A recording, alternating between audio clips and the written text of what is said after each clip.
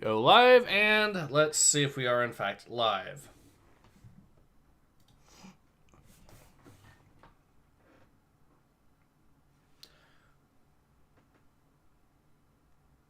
It says we are, so that's a good sign.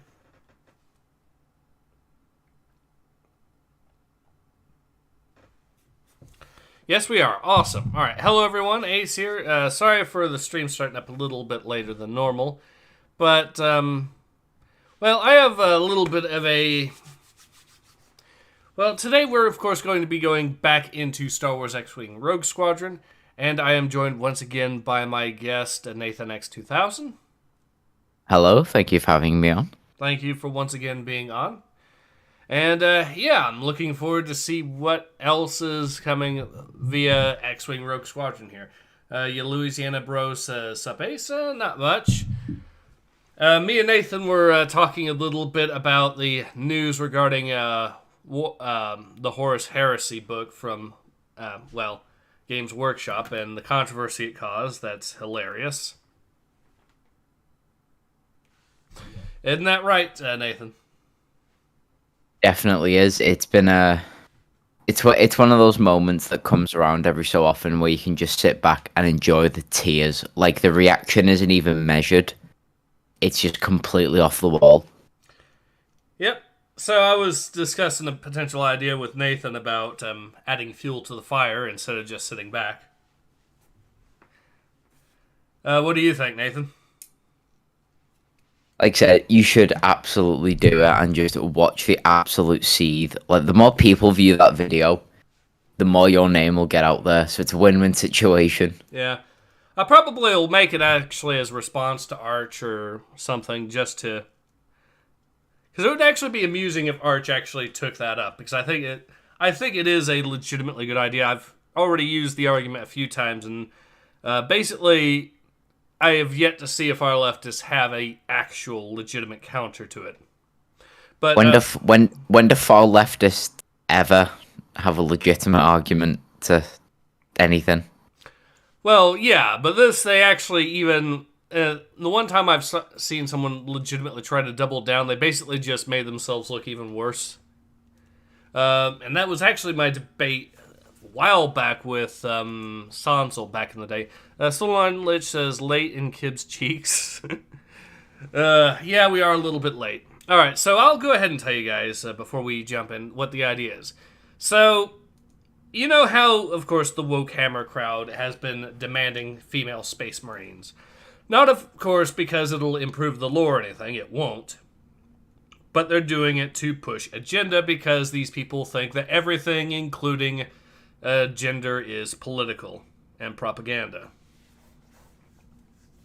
But anyways, so here's my counter to that, though. And my counter is not to use a lore argument, it's to use our own argument and reasoning against them. Because here's the thing. The Space Marines in Warhammer 40k, and in also the Horus Heresy, have been modified to such a degree that they are no longer really genetically human anymore. So that means that they have all become a new species that happens to be made up entirely of one sex. That means you could actually make the argument that the Space Marines of the Imperium of Man have transitioned into a non-binary species, so they are all trans-non-binary as far technically as they are written in the lore. So what that means is that if the woke hammer crowd were to get their way and add female Space Marines, it would actually erase trans representation by their own arguments. So basically, what we should start doing is basically just using their own arguments and strategy against them and just call them transphobes whenever they try to call for female Space Marines. And just watch them seethe as they realize what a fool they've made of themselves. It reminds me of that phenomenon. Do you know where somebody goes so full left that they end up starting to become a little bit right? Yeah, the horseshoe theory. Yeah, I think it was Dankula that first introduced me to it, where somebody on a BBC show said that one of the black actors was not acting black enough. Oh yeah. Because I was like, the dude wasn't eating like jerk chicken, and he wasn't using Jamaican slang like bomber clat and all that. I was like, It was like accidental racism. Yep. So I mean, there's that one. There's of course the thing that the woke hammer crowd has said about orcs in D&D. You heard about that, right, Nathan? Isn't that the one where orcs in old school D&D were essentially caricatures of tribal people or tribal Africans? Yes. Actually, funny thing you should mention that. I did, like, for the longest time, I didn't see the connection, but then I actually got sent a picture of a D&D, like an old D&D guidebook of orcs that were actually pictured to be tribal people. I'm going to see if I can try and find it, but they might have a point.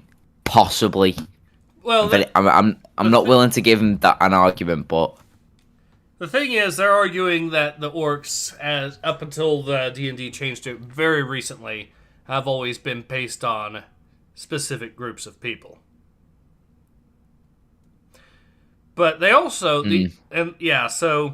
but think about here's the way I of course phrase it is I always phrase it as the far left arguing that black people are all orcs because it's well, if they think orcs are basically black people, then surely that must mean that by their reasoning they must think black people are orcs. It goes both ways, does it not? yeah, does that not sound like like that is complete projection? Because our D&D think black people are orcs, the D&D people, no, we don't. So who said we did? So if that's the case, then does that mean that Dungeon Keeper is a cultural enrichment simulator? Spicy. I like to see that that old Joe Biden level of Democrat is running through these people. If you remember, he's been quite the opposition to the black people in the past. Well, yeah. Yes, he has. But anyways, we've been on a tangent for a little bit, so actually let's go ahead and jump properly into this comic book. Solon says, masculine presenting trans males. Yeah, exactly. And so that's why I'm going to be... I'm actually thinking of doing a follow-up video, and like I said, making a response to Arch or something. Because, again, it would be hilarious. Imagine if someone like Arch actually presented that argument, and then presented the fact that the far left, by demanding female space marines, well, that very act made the far left transphobic because they were erasing trans representation. That would just imagine. I could just imagine the way do you know, like woke hammer leftists have their sort of pantheon of YouTubers they look up to. We're gonna start building our own pantheon, so you know, Arch, and then next you with the transphobe thing. You slowly start building more based Warhammer YouTubers. Yeah, like I said, the only person I actually tried to make any argument was Sanzol in counter to that. And his argument was, well, yeah, but they don't... Yeah, but Space Marines look too male. They don't look like trans non-binary people. Yeah, he actually went there. So his only way to try to argue that he wasn't transphobic was to engage, by his own reasoning, into more transphobia. Yeah, they don't look me. Fucking all the trans people who defended me turned around. Fucking excuse me. Yeah. Louisiana Bro says, I'm downloading Project Reality. Yeah, that's another thing. I've actually been thinking of doing another video on the idea of the whole what is a woman thing, and very specifically talking about what the far left definition is. And while they never really have given an answer, I think we can articulate the far leftist definition by looking at how they define other groups of people. So, for example, so a good example is how they define what is called quote-unquote whiteness, and how they define that very specifically. And simple answer is, as far as I can tell, is basically they're defining whiteness or white people by stereotypes associated with whiteness or white people. And this is also found in the whole everything is a social construct. But what that means is that according to the social justice definition of a woman, by their own definition, they can't argue that all trans women are women. Then that's their argument, not mine. That's their definition, not mine. Specifically because a person has to stereotypically pass as a woman by their own definition.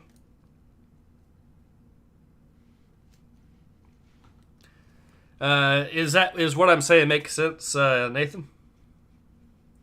Yeah, I mean, to be honest, if you ever get asked the question, what would you define as a woman? There would be no answer to please everyone. I mean, some people on the surface are like, oh, she got tits, she got the whole V thing going on down there. Yeah, that's a woman. But then some people like, oh, well, she needs to act a certain way. She needs to do this. She needs to, I don't fucking, speak a certain way. And then for others, you've got like, well, you can't really define what a woman is because a woman is how a person feels inside. And then another person could just go, well, it doesn't really matter what a person feels inside, all the time. They could just feel it one day or another day.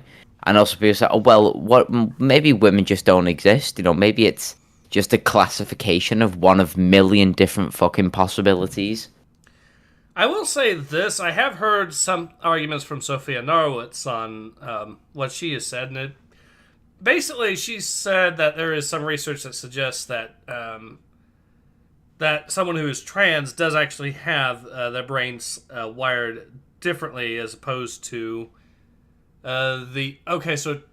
differently. So a trans woman's brain would apparently be wired in a means closer to a cis woman. Now I would have to personally look at the research myself, but that's something I think if that is actually true, then I think that could actually be used as a definition within reason myself. Well, then wouldn't that then explain the person's gender dysphoria?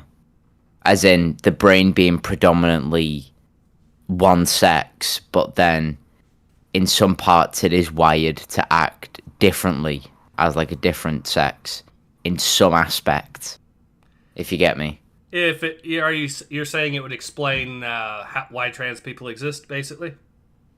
Well, I mean, yeah. Not all gender dysphoric people become trans. There's a very small amount of people that still say they recognize, okay, I have a condition and it explains the way I'm thinking, which, to reiterate, gender dysphoria should be a lot like depression. There shouldn't be a stigma around it, but it shouldn't be, given a different label and then just, saying, oh, it's great, it's fantastic, it's not a mental illness. Like, no, it is a mental illness. It's just one that shouldn't be stigmatized and people should seek help for, and there's nothing wrong with that. Mm. But yeah, that would explain why some people feel that they are born in the wrong body. It would explain it. Personally, I have no real horse in this particular race, but I really don't really care much. It's more of a live and let live. The only reason I'm actually talking about it much is because, well, we have woke activists that demand it be talked about every single turn. Yeah. So I just don't like the way some of them are like treated. Like they say that they are born a different sex, and then automatically and immediately, it's accepted.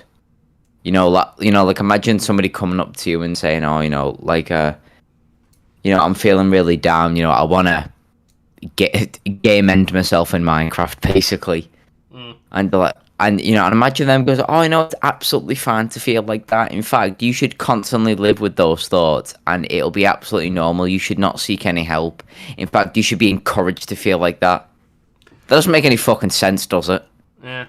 I think, for me, I think the idea is since they can actually test to see if the brain is wired differently, according to what Sophia Norwitz said, that means that a person could just simply take a little test or something and determine if they are, in fact, if they would actually be, if they are, in fact, trans or whatever, because apparently if the brain's wired differently, then fair enough. But I do think it's also a case where a lot of people that aren't actually trans but are being tricked into thinking they are by woke activists by the whole grooming spiel and all that. That's gonna stop. But anyways, let's go ahead and continue on. Siege says hello, Siege. Howdy ho. Yeah. All right. So anyways, let's finally go ahead and get into X-Wing Rogue Squadron, shall we? Yeah, this once again takes place after Return of the Jedi. So let's go ahead, and I'm pretty sure this is Tycho and Delur. So no, this wouldn't be Tycho. I don't think. Well, maybe. No, it's not Tycho. It's someone else. You want to voice this character? Hang on, sorry. Which page are you up to? Because I'm still on the first page. Page 3 right now. Page 3. Yeah, sorry. You just didn't. Oh wait, no. Oh crap! There is no opening thing. That's odd. Did I send you the link? I know I sent you the link. Yeah, you did. There was just no opening paragraph like the ways with other Star Wars comics. So yes. typically, you'd read that out to introduce the story. Mm-hmm. Well, actually, maybe there is. Maybe I missed it. Let's check. Nope. Okay. All right. Yeah, it's just a huge timeline. That's all it is. Yeah. All right. So you want to voice Hobby, and I'll voice Delur here. Sorry, who's who? Because I wasn't able to catch the last stream. Oh, the blonde dude on the bike is Hobby, and the alien guy talking to Hobby is Delur. And I think the last stream, Kakil voiced the alien with the horn. So if you want to voice him too, that'll work. Okay, I'll voice the dude with the horns then. Okay. And Hobby as well? Hobby is in the blonde dude. Sorry. Yeah, Hobby is the blonde dude.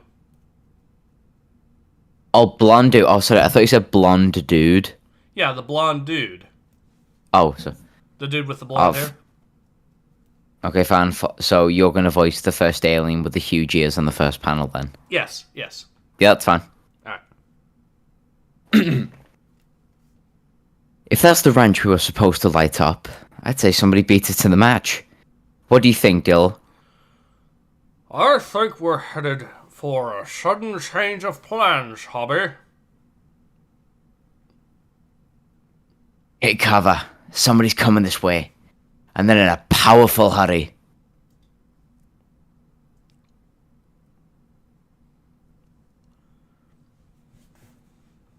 Sorry, guys, but your mission is scrubbed. I'll pay you half when we get back to Mos Eisley. Better idea. Spare us the bantha droppings. And tell us what a simple shakedown artist is doing with Imperial blasters and speeder bikes. I'll pay you double to forget you ever saw me. When are you going to figure out that this isn't about the money? What I want is the truth.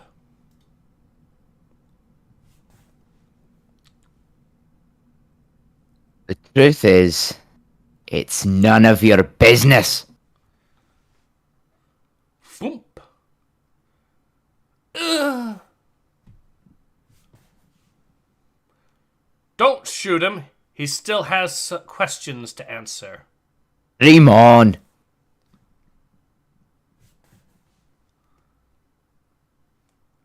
Not sure who this character... Oh, I'm gonna assume it's, Oh, that's Hobby, I think.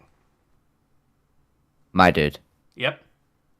They always forget about the little guy.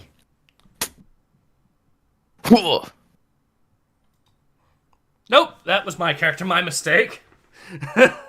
Okay. Sorry about that. That's okay, that's my fault. Thanks for reminding me.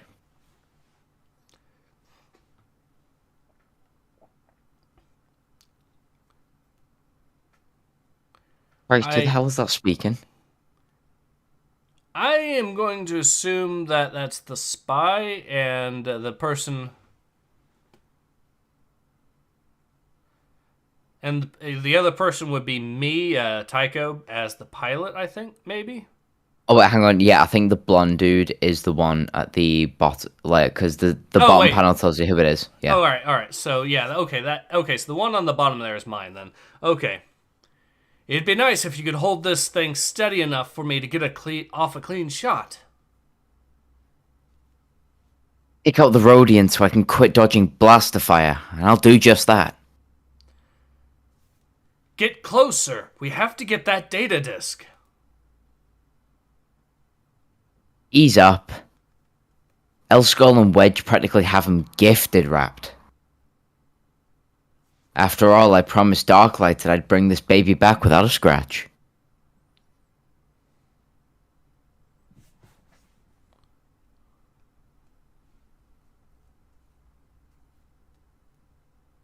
Actually, that was your character. Alright. So, I think it's your character's lines again. Wait, when I said the blonde dude, I mean the dude on the left of the bottom panel. Okay. The dude on the left would be my character. The woman on the right would be your character. Oh, okay. Fuck it. Like these illustrations are confusing me. I'm not gonna lie. Yeah, that's a little bit here as well. Hey. Fine, fuck it. I'm voicing a woman then. Now it's scratched. Get closer.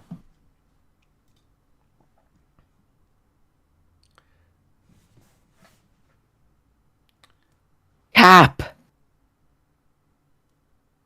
Huh? Ugh. So they're actually beating up the same dude that's working with her. Okay. Yeah. Say goodnight, creep.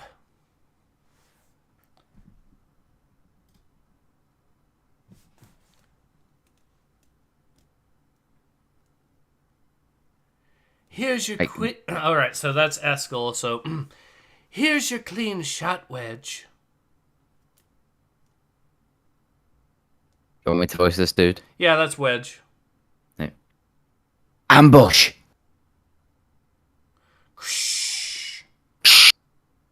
Here they come.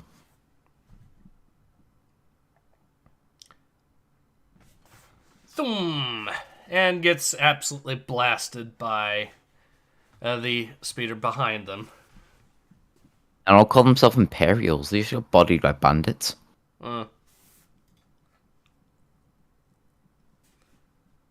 Tang patang.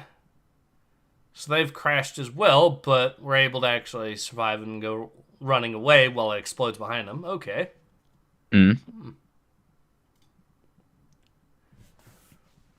Run, you cowards, run! Simmer down, Elskull. You'll get another chance at them. I see you've met my partner, Capdendo. This guy? He just hired us to buzz some dew ranch. Don't tell me. You're a distraction, Winter. I want to have a chat with Huff Darklighter. You two come with me. The rest can return to Mos Eisley. Maybe I'll just go with the others and... Forget it, Flyboy. You get to tell Darklighter all about his speeder.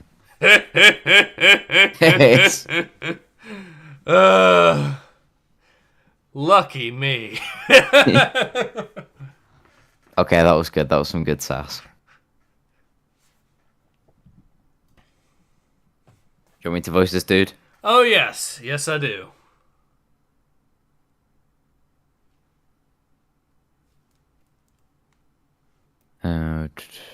Page 11, isn't it? Page 11, yes. Okay, right. I'll voice the fat dude. Mm-hmm. Tholan. He's a Twi'lek with delusions of grandeur. Thinks he can step in and take over now that Jabba's dead. He tried to squeeze me for more protection money, but I set up my own security force instead. The raid was an attempt to intimidate me. The Rhodians took advantage of the attack to loot my safe. End of story. Not quite. The Rhodians were after something special. I noticed they took a data disk. Your security force is equipped with Imperial armor and weapons. There's been a flood of such material on the black market lately. And one name is on everybody's lips. Lirin Benold. Also known as Brusadri, Run Namon, Kirdom. Enough! He called himself Kirdom when he came to me with a deal. The Empire was building a base on Tatooine. I'd seen the supply ships and knew something was going on. He offered to make me exclusive food vendor for the base, in exchange for a hefty bribe. He took my money and vanished. I searched his compound and found the data disk. It was encrypted, of course. I hired a slicer to work on the code. By applying the name Kirdom in a certain algorithm, he discovered a map. It led to a cache of Imperial weaponry. Some went to my security force. The rest I sold to the black market to recoup my investment in Kirdom. Now that Firth Olan has the disk, I assume you need nothing more from me. Just one thing. The copy. Unless you want to deny making a copy disk, in which case... No, this game's gotten too rough for me. I suppose I got my money's worth anyway. Incredible. This is bigger than I'd imagined.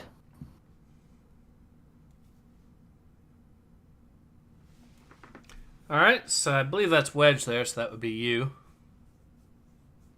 Oh, yeah. It's an... Wait, hang on, didn't you voice the dark-haired one before? I voiced a different dark-haired guy before. Okay. It's an inventory list.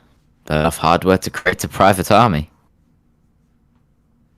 Including 64 TIE interceptors and... I don't believe it. A strike cruiser outfitted to carry ties.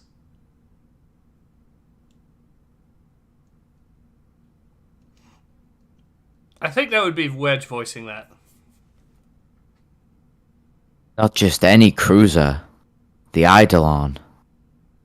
A prototype that vanished on its maiden voyage and was presumed lost.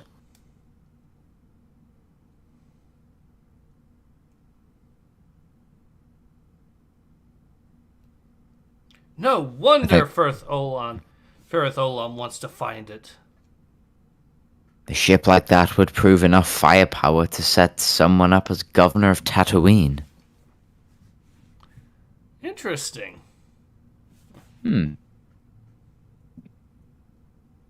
Applying the name Lirin Benold to the decoding algorithm got me this list. Kia Dom revealed the weapons cache Darklighter found. But Benold's other known aliases aren't turning up a thing.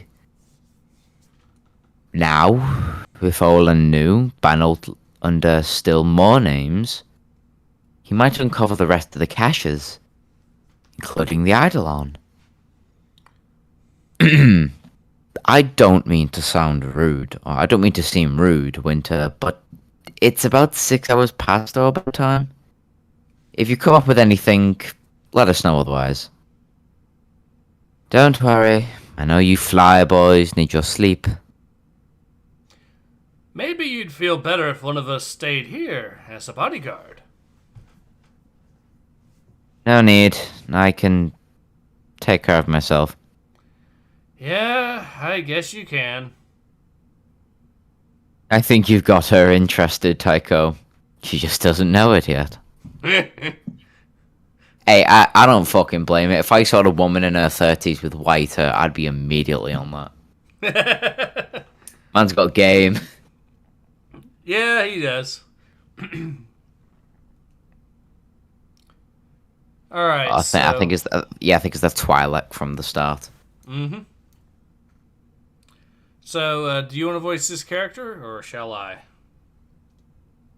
Uh, you can voice him if you want. Okay. If the data you decoded is accurate, Fortuna, the cache containing the TIE interceptors is just ahead. That's enough to put us on top of the local displays, but it's the strike cruiser I really need. So I suggest you return to your decoding if you want to retain what little function you have left. A Cryot Dragon Tunnel, the perfect hiding place. Land and begin loading operations immediately. Something tells me those are going to be his last words. Yes, a tunnel made by the most dangerous species on Tatooine. Let's hide there. Yep. Also, when he said exactly.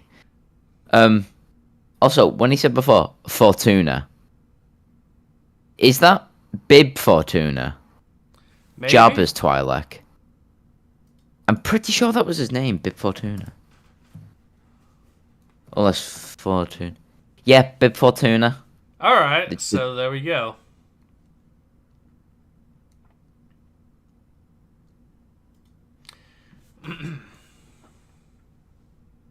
Okay, I think it's me. Yep. Didn't I just get rid of you? You already owe me a very expensive speeder from last night's fiasco. Now. Oh, you already owe me a very expensive speeder from last night's fiasco. Now you want my weather satellite? It was Firith Solon's raiders who destroyed your speeder. As for the satellite, we only need to use it for a few minutes. If Olan has located another weapons cache, he won't waste any time before emptying it. If he succeeds in building up a private army, you'll find that paying taxes to Governor Olan costs a lot more than any speeder. Call it taxes or protection money. I'm used to both. Paying off corrupt men is just part of doing business.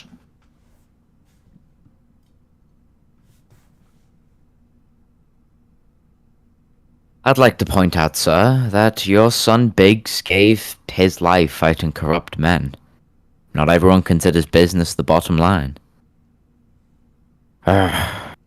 Point taken. Come on then, before I regain my senses and have you kicked out. One of our observers reported a freighter leaving Jabba's palace earlier in the day. It flew too low to track, but with the satellite's thermal sensors, we might be able to pick up its trail. There.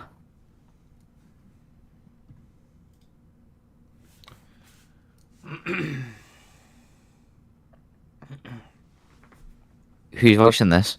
I guess I can voice, this is Delur. What are the chances that Olan has those TIE's operational wedge? This is me, isn't it? Oh. Yeah. Excellent. I just hope he doesn't have the pilots to put them all in the air. More TIEs, more targets, Captain.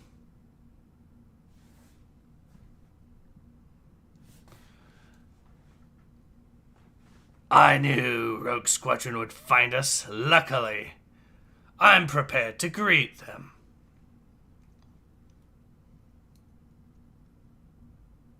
There are your targets, Tycho. Take your pick. Looks like there's plenty for everybody.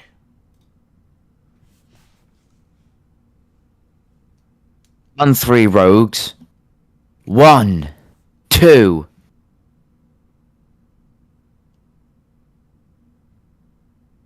Three. And they're already messing up the TIEs pretty good there. Jeez. Mm-hmm. Guess that retirement fund from the Empire wasn't worth it after all. Yep.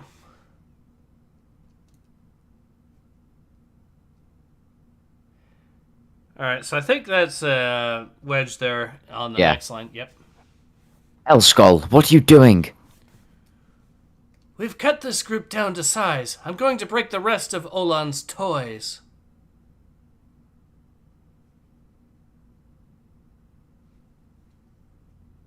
Don't. That's a suicide run.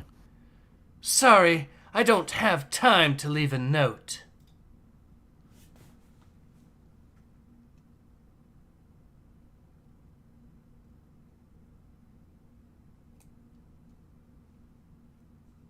Look for the egg chamber, El. Crates carve them with high for warmth. What'll that get me, Captain? That's where the ceiling will be thinnest. You might be able to blast your way out. Yeah, turning around could be a problem. I'm doing some good damage in here, Wedge. It's only a matter of time before something blows. Better stay clear. I'll admit this is pretty cool, though, flying into this cave, to this tunnel, and just blasting everything. Yeah. Kind of reminds me of the original tunnel run. Like John they did on the Death Star, you know, it's very claustrophobic, very high impact action. Mm-hmm.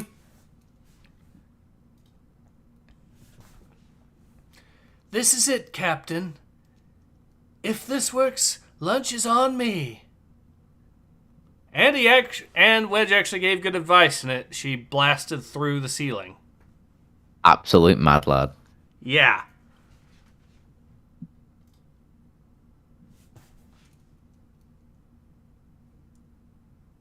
Regroup, El. Don't I even rate a well done? We'll talk about that later. Olan's got his freighter and 4 more ties in the air. I need my squad at full strength. Yes, sir, Captain Antilles, sir. Highway to the danger zone. Yep.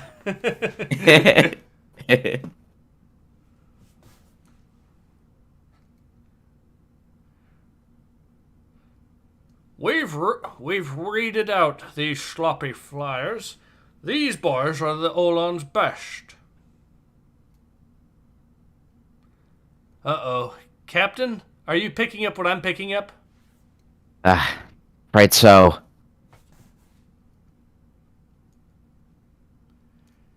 Oh, wait, that's Wedge there. Heads up, everybody. We're getting company from above. An Imperial Squadron. Doesn't seem too good. And that's the end of that comic. God damn, was that it? Oh, then again, it's a comic, so. Yeah, yep, that is it. So the plot thickens. And the Rogue Squadron has just found themselves getting ambushed by a whole bunch of TIE fighters coming to help the TIE interceptors. So, yeah. Alright, so let me read some of the comments here. Actually, before we do that, though, what's your thoughts overall, Nathan?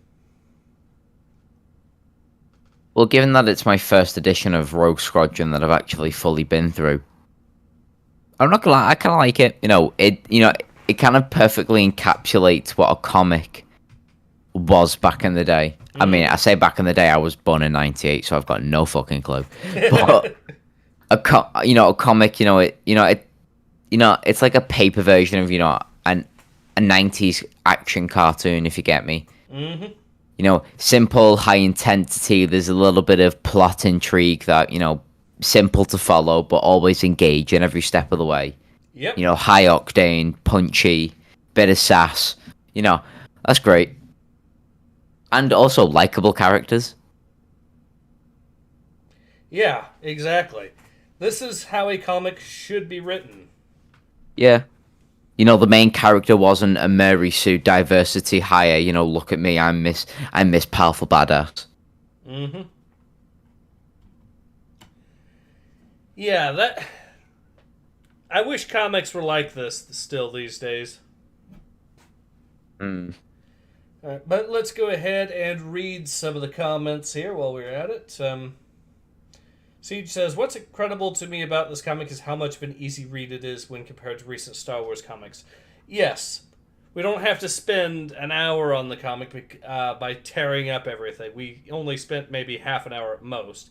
Technically, we did spend 15 minutes before, but that was on going on tangents about stuff not related to the comic, so fair enough. Yeah. But point is, this comic, it's a breeze to read through. Siege says, "What? They use reason on a character and it worked? Just shows how much garbage we've been subjected to over the years." Yeah. And the pilot thought about the ability to turn around, and they came up with a solution. WTF is this? Making sense and stuff? Yeah. I would still be drawing comics if they were like this. Yeah, if comics were still like this, things would be better off for sure. Of course, you could look to most things entertainment-wise these days and say things were better in the 90s. Yeah. I mean, just look at the recent Kenobi show and how that ended. I did not know how it ended. Please educate me. Obviously, spoilers. If you are about to. So, Obi-Wan defeats Darth Vader a second time and lets him live. Because Obi-Wan is able to instantly get his Force powers back, which he has been weak as far as the Force is concerned for the entire show. But because Obi-Wan was busy messing around with Darth Vader and trying to protect Leia, the actual main character of the show, which is Reva, ends up going after Luke Skywalker and beats Uncle Owen and Aunt Beru, chases Luke. Luke, I think, hits his head or something and causes him to be unconscious. And she's there to kill him, but then has a change of heart out of nowhere. And Obi-Wan senses this and is able to travel across the galaxy in time to see how it ends, basically. I am so glad that she changed her mind about those two characters. I sure do hope nothing bad happens to Uncle Owen and Aunt Beru in the future. So, Grady says, "Hey, how are you, man? We're doing pretty good here." But yeah, point is basically that... So, again, though, Obi-Wan spares Darth Vader for a second time after watching Darth Vader kill people and knowing that Darth Vader will continue to kill people on a massive scale and cause immeasurable suffering.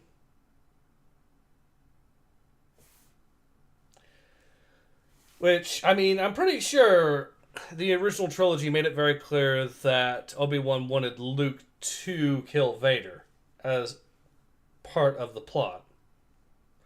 And Luke's big confliction was that he couldn't do it, and Seb wanted to turn Darth Vader back to the light. Which he ultimately, of course, does. But point still stands. Obi-Wan could have defeated Vader right then and there. And chose to let him go and let Darth Vader kill more people.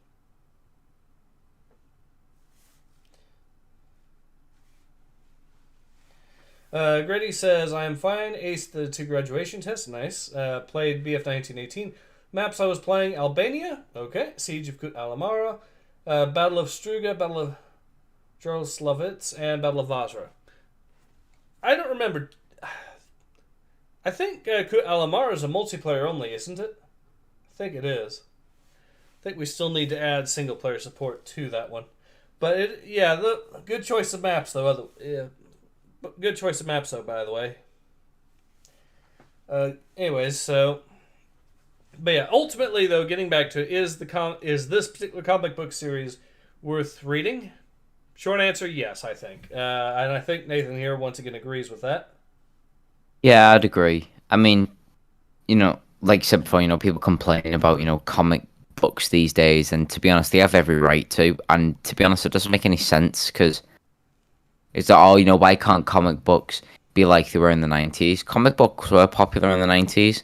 They were that popular that there's so many comic books you could read. You could probably get until, 40 years in the future until you've read every single one of them that were released. We have so much comic book material that pioneered the genre. Why the hell are we deviating from it? If it's not broken, don't fix it. Well, because Disney decided to argue that the old EU lore just does not exist anymore. Yeah, because God forbid they actually live with their own failures. So instead, they want to replace the EU lore with, well, what we're getting now. Shit. Yes.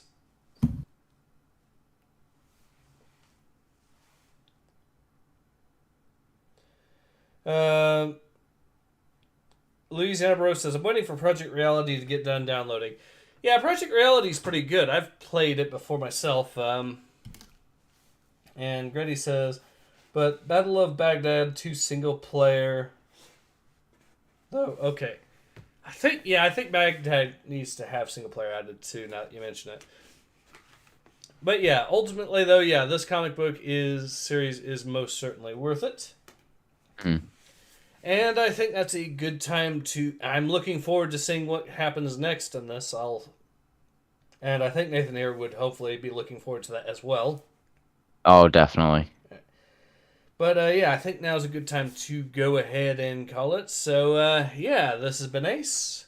Hope to see you guys. And this is... Oh, sorry. I was going to say, and this has been Nathan X1000. Thank you again for having me on. And we both hope to see you again soon. Till then, take care. Ace out.